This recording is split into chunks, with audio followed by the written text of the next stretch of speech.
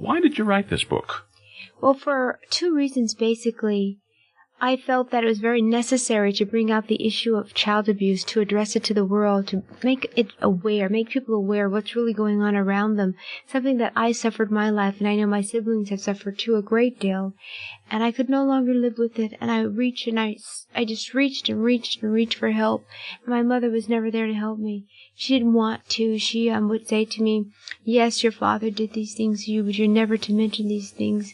And the more she wanted me to keep it quiet, the more I was willing to write about it.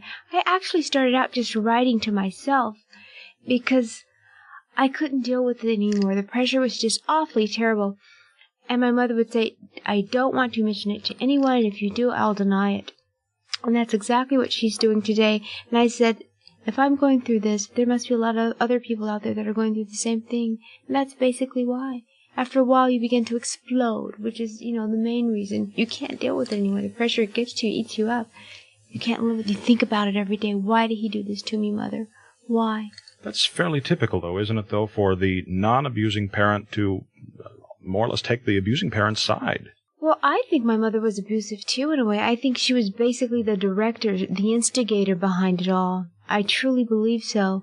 The reason I say that is because when a father sexually molests his daughters, and the mother stands there and watch, I just have to lose everything I have for her. Because if I were in that position, I would divorce my husband if that were to happen. If you're married and your husband's doing that to your daughters, you leave him. After all, your daughters are part of your blood, and he's not really a part of you. But she didn't leave him. My sister even begged her. She said, please take him to a psychiatrist, get him help. And she didn't do that either. But as difficult a story as yours is to read, it is made more difficult by what we thought we had known all these years about the Jackson family. Well, I think it's been a bit superficial, actually, and I think the world saw this picture of this perfect image of this family, and they want to continue to see this, but that never existed in our life. Never. Even before they became the Jackson 5. It was just awful. It was never that way, and it's terrible that we had to live this life of a lie all these years for the public, which is very painful for all of us because none of us liked it. We always smiled for the cameras and pretended like we were happy because we were told to do that.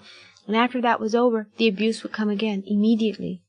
But you can't force someone to be talented. I mean, all of you are talented to begin with. Would you not have been the superstars that you are had it not been for your father? I think that credit definitely goes to my father, without a doubt. When my father finally realized that, actually it started because my father was so strict and mean for some reason. I have no idea, because when my father would have to get up and go to work in the morning at 5 o'clock, everybody would have to get up at 5 o'clock. The brothers would have to get up and just go outside and do anything. They had to do the grass and the whole bed and just plant flowers, just something. He says, I'm going to work, you guys are going to work. And after that, we would have to stay in the house all day. We were not allowed to go outside and play. And as a result of that, my mother started singing country western songs with the children. And everybody just started making harmony. And my father played the guitar, of course, and my brother would sometimes take his guitar and play it, and he broke a string, and that's when he got in trouble for breaking that string. And my father beat him like crazy and said, why did you do this? My mother kept telling my father over and over, Joe, the kids have talent. They have talent. He didn't want to hear about it. They have talent. And then when he saw that his guitar string was broken after he had beaten him, he threw the guitar at him. He said, play something for me. And he was amazed. He was amazed that he played better than he did. And that's when it all began. That's why I have to give my father the credit, because from that day onward, he worked with them every single day. Was it because he sensed a financial opportunity? Perhaps, I don't know. I was too young. I can't really say. I just know that he did work with them every day. I don't want to say that's the reason why, but he did work with them a great deal. And it went on as far as making them work for 6-8 hours a day and non-stop, and he would beat them if they get tired, because he wanted them to be great and I guess the best. And as a result, this is what you see today from some of the siblings. John, I'm wondering if they had all shown an aptitude for basketball, if he would have been as enthusiastic that way, if they'd all shown an aptitude for painting or whatever. Was it just music, or was he determined to push them into something? I think it was basically because they were all interested in one thing, and it's probably basically music, because my father was an artist. He was a great painter, actually. He paints very well, actually. And my brother, Jackie, was offered at a very, very young age to play professional baseball. So it was basically the acting, because my father didn't care about those things. It was just the singing, actually. And the brothers knew from the beginning that Michael was to be the leader? In the beginning, he wasn't really the leader in the beginning when they first started. But you wrote from an early age. But my father felt that he should stand out. And he had that special charisma that was very, very unique, very unusual. And he just knew what to do. He had the sense, when I say he sensed perfectly, he knew where to position people. He knew what would look best in a photo shoot. He knew which clothes would look better for them to wear. He just knew which moves would look better for them to do. And as a result of that, they began to win everything they went out to do, all the contests, it was amazing. There's a lot of legends that have grown up, a lot of myths, things that we all thought were true because we read them in those magazines, we read them in the papers, that now you tell us weren't quite what we thought they were. Oh, no. No, we're not. Those legends made up by the folks at Motown. You didn't grow up in a ghetto. No, we did not, no. And did the Supremes discover the Jackson 5? Well, no, not really. The Supremes did not discover the Jackson 5. That's another one. Well, actually, the Jackson 5 were discovered actually by two people. Gladys Knight, who had asked my father to take them to Motown, which in fact he did not at that particular time. And then later, Bobby Taylor. There's a group called Bobby Taylor and the Vancouvers. And the Vancouvers are Cheech and Chong, and Bobby Taylor was the lead singer. So actually, they're the ones who took them actually to Motown. It was Bobby Taylor who says, I'm taking you there. You guys are too good. And that's what he did. He took them to Detroit. And Barry liked him immediately. And he signed them, and there they were. And then Diana Ross, of course, introduced them to the world because she was very well known at that particular time. After this short break, LaToya Jackson explains what she thinks Michael's videos were actually all about.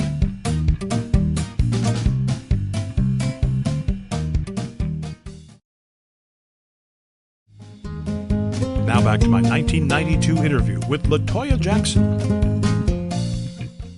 I hope I'm not giving away too much about either one of us, but I'm about your age, and it doesn't feel possible that it was that many years ago that I was watching the Jackson 5 on TV, and Michael out in front, a little short Michael strutting his stuff. It doesn't seem that. It seems like it was just a day or two ago. It's amazing. It seems like a day because I looked on the television and said, "Oh my God, it's August 29th. It's Michael's birthday." Because he's a year younger than I am. I said, "Oh gosh, time's fly." Now, you mentioned in the book that he has become more than just a superstar. He's a phenomenon now. Does that put more pressure on you? No, not at all. No. I think we all have different careers. And I think that Michael is probably one of the best entertainers in the world. I think he's absolutely phenomenal. And I have a great deal of respect for what he does. So, no, I'm very happy for him. No pressure at all.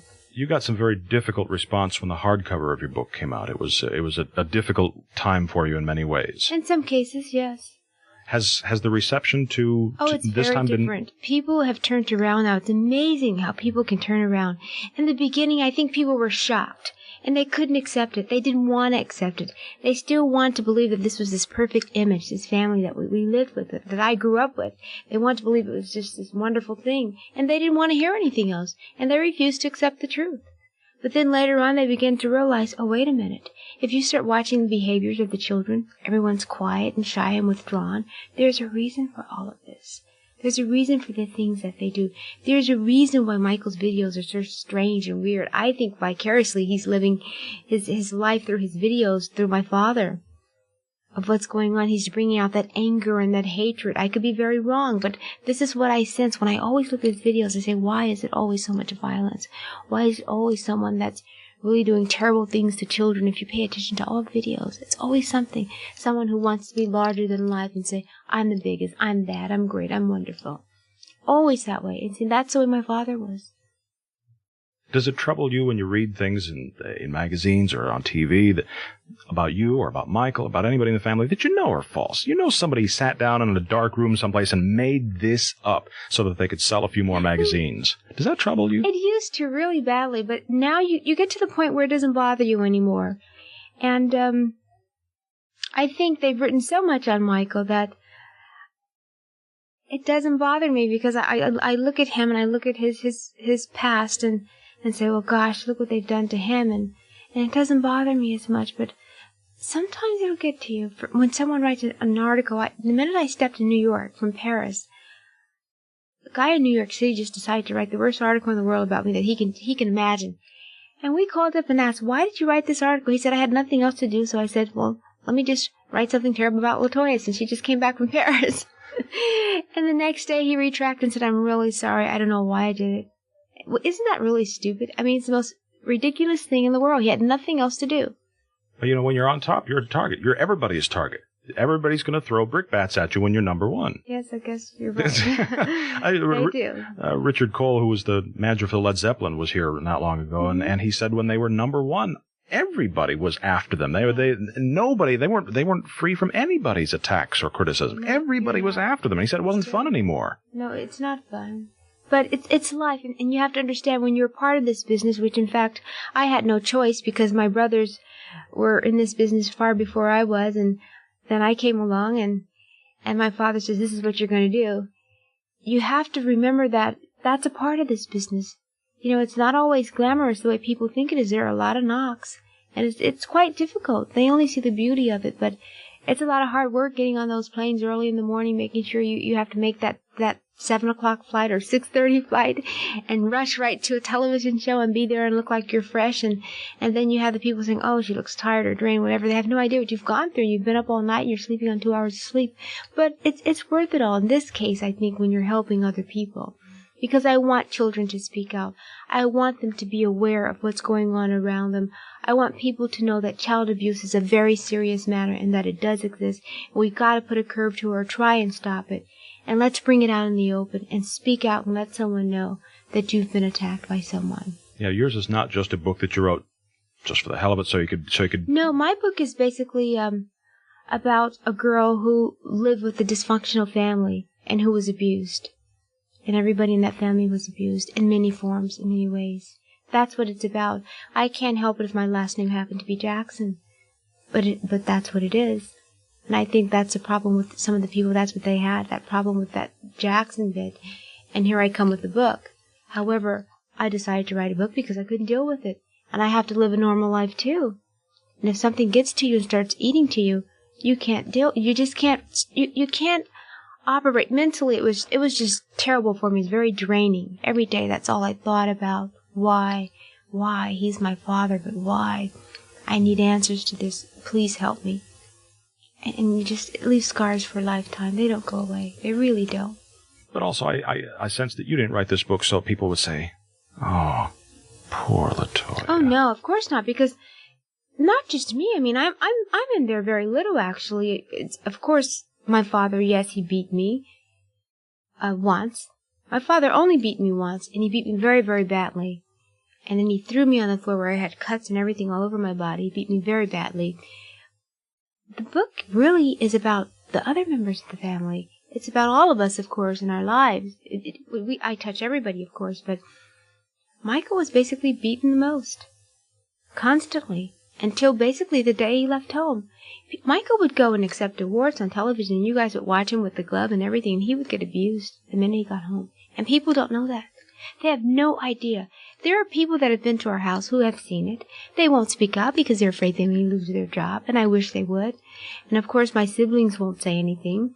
They won't say yes or no. They won't say anything because they know the truth.